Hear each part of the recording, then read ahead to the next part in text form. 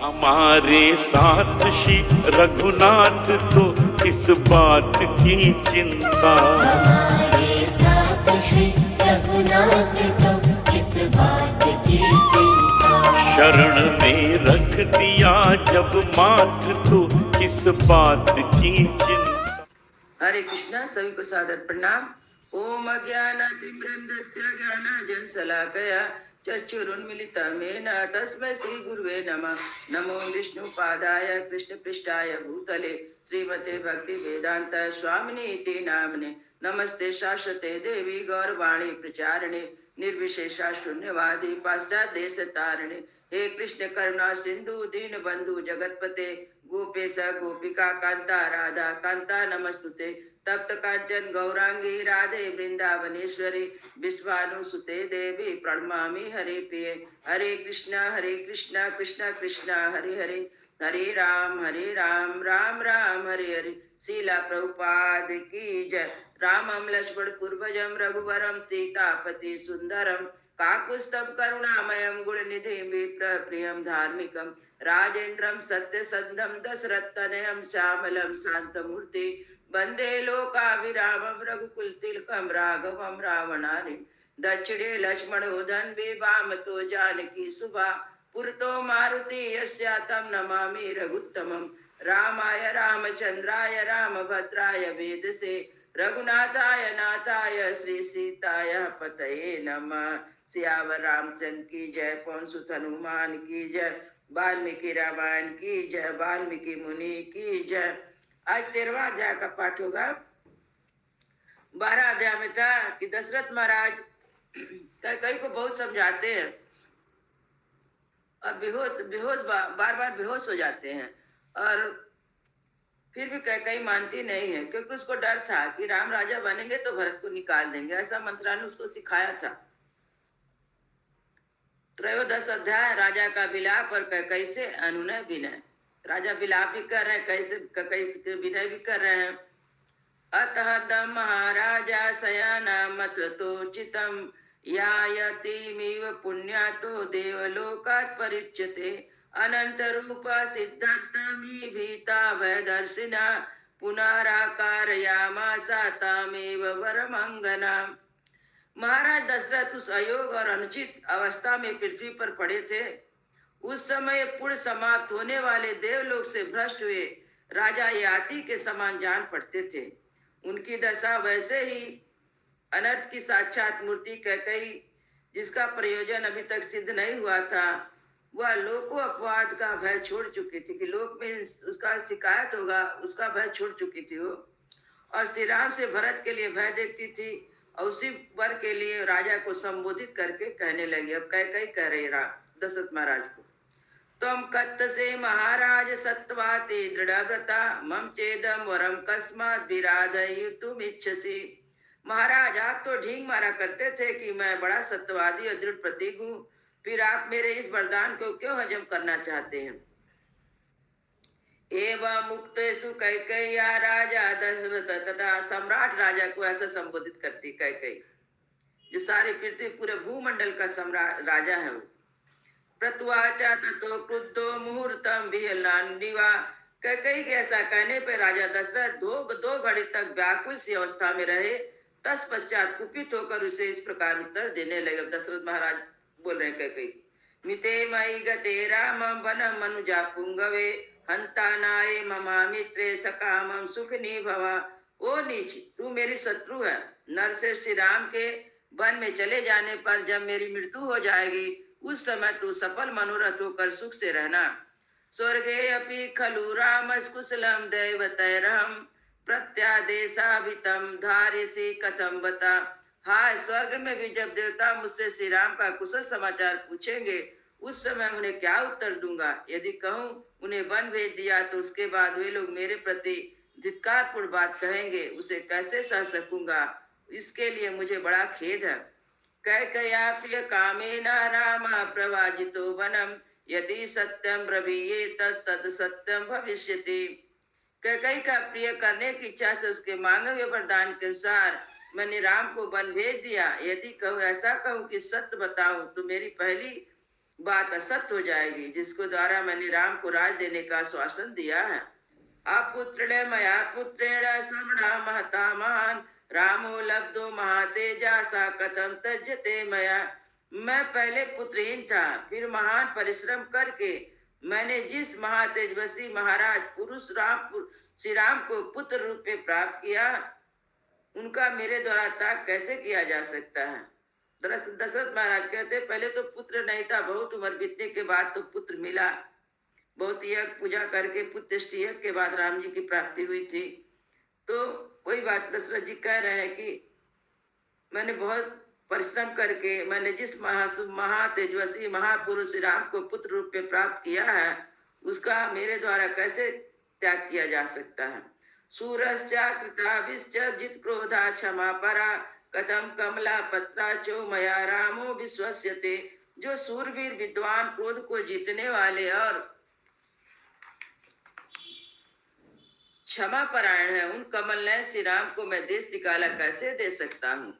कथमिति वरश्यामा दीर्घ बाहु महाबलम अभिरामम अहम रामम स्थापित्यामि दंडकान।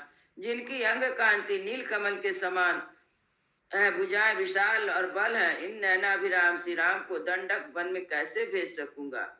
सुखानाम उचितस्यैव दुखेन अनुचितस्य च दुखम नामानुपस्येयम कथम रामस्य धीमता। जो सदा सुख भोगने के लिए योग है, कदापि दुख भोगने के योग नहीं है, उन बुद्धिमान श्री राम को दुख उठाए मैं कैसे देख सकता हूँ। यदि दुखम अकृत्वा तु मम संक्रमण भवेत् अहम दुखार्थ रामस्य तथा सुखम अवाप्नुयाम।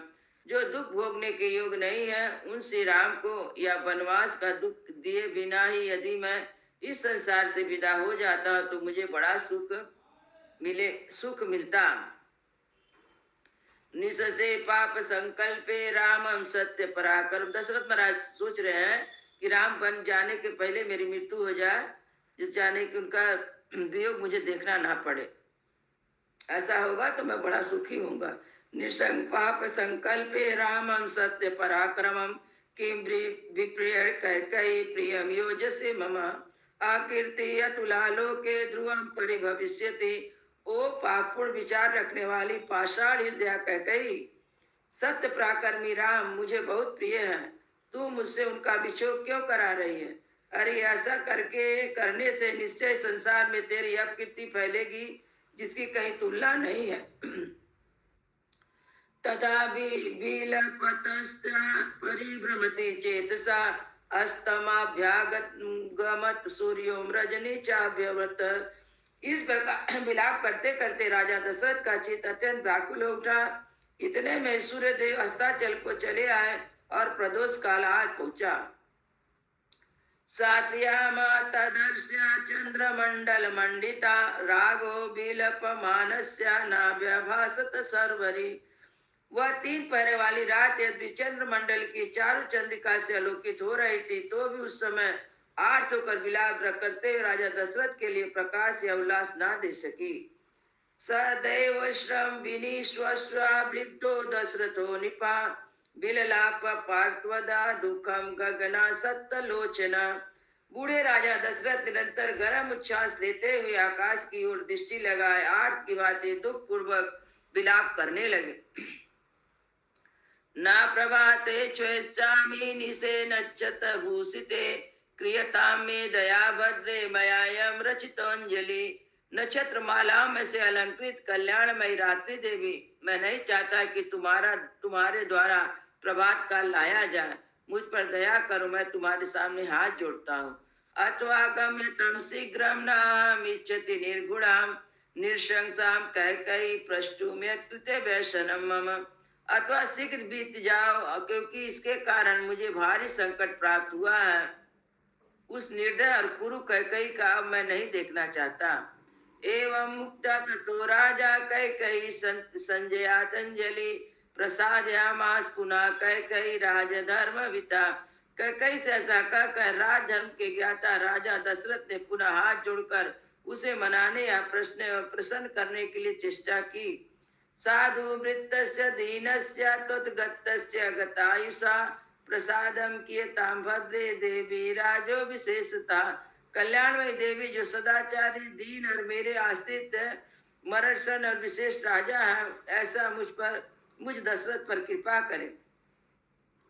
शून्येन खलु शुश्रोणीमयेदं समुदाहृतं कुरु साधु प्रसादम में बाले हृदय। सुंदर कटित प्रदेश वाली कई नंदनी, मैंने जो यह श्री राम को राज देने की बात कही है वह किसी घर में नहीं भरी सभा में घोषित की है। अतः बाले तू बड़ी सहिष्णु है, इसलिए मुझ पर भली भांति कृपा कर, जिससे सभासदों द्वारा मेरा उपहास ना हो। प्रसिद्ध देवी राम में त्वं दत्तम राज्यम अव्ययम लभताम ताम सीता पांगे यशा परमा वाप्यसी। देवी प्रसन्न हो जा, कजरारे नेत्र वाली प्रिय मेरे श्री राम तेरे दिए हुए उन अक्षर राज को प्राप्त करें, इससे तुझे उत्तम यश की प्राप्ति होगी। मम रामस्य लोकस्य गुरुणा भरतस्य च प्रियमेतम गुरु श्रोणी गुरु चारु मुखे चढ़े। त्रितुल नितम वाली देवी सुमुखी सुलोचनी, यह प्रस्ताव मुझको श्री राम को समस्त प्रजा वर्ग को गुरुजनों को तथा भरत को भी प्रिय हो गया था, इसे पुण्य कर। विशुद्ध भाव से दुष्टा भावादीनस्य ताम शुक्लस्य राज्ञा सुत्वा विचित्रम करुणम विलापम भर्तु निशांसा न चकार वाक्यम। राजा के हृदय का भाव अत्यंत शुद्ध था, उनके आंसू भरे नेत्र लाल हो गए और दीन भाव से विचित्र करुणाजनक विलाप कर रहे थे। किंतु मन में दूषित विचार रखने वाले निष्ठुर कैकेयी ने पति के उस विलाप को सुनकर उसकी आज्ञा का पालन नहीं किया। ततम सा राजा पुनरेव मूर्छिता प्रियमस्तुष्टो प्रतिकूल भाषणीम समीक्ष्य पुत्रस्य विवसन्य प्रतीक्षितो विसर्ग निपाता दुखिता। इस अनुनय विनय के बाद भी जब प्रिया कैकेयी किसी तरह संतुष्ट ना हो सकी तो बराबर प्रतिकूल बात ही मुंह से निकालती गई। तब पुत्र के वनवास की बात सोचकर राजा पुनः दुख के मारे मूर्छित हो गए और शुद्ध बुद्ध होकर पृथ्वी पर गिर पड़े। इति वरागो व्यथितस्य निशा जगाम घोरे स्वसुतो मनस्विना विद्धोप्यमाना प्रतिबोधनम तथा निवारयामासा च राज सत्तमा। इस प्रकार व्यथित होकर भयंकर उच्छ्वास लेते हुए मनस्वी राजा दशरथ वह धीरे धीरे बीत गई, वह रात धीरे धीरे बीत गई। प्रातः काल राजा को जगाने के लिए मनोहर वादों के साथ मंगल गान होने लगा, परंतु उन्हें राज शिरोमणि ने तत्काल मनाही भेजकर उसे बंद करा दिया। इत्यर्थे श्रीमद् रामायणे वाल्मीकि आदि काव्य अयोध्या कांडे त्रयोदशा सर्गः। इस प्रकार श्री वाल्मीकि निर्मित आर्ष रामायण आदि काव्य के अयोध्या कांड में 13वां सर्ग पूरा हुआ। मंगल भवनय मंगल हारी द्रवहु सो दशरथ अजिर बिहारी। राम सिया राम जय जय राम। राम सिया राम जय जय राम। सियावर रामचंद्र की जय, पवन सुत हनुमान की जय, सब संतन की जय, सब भक्तन की जय। जय जय सीताराम।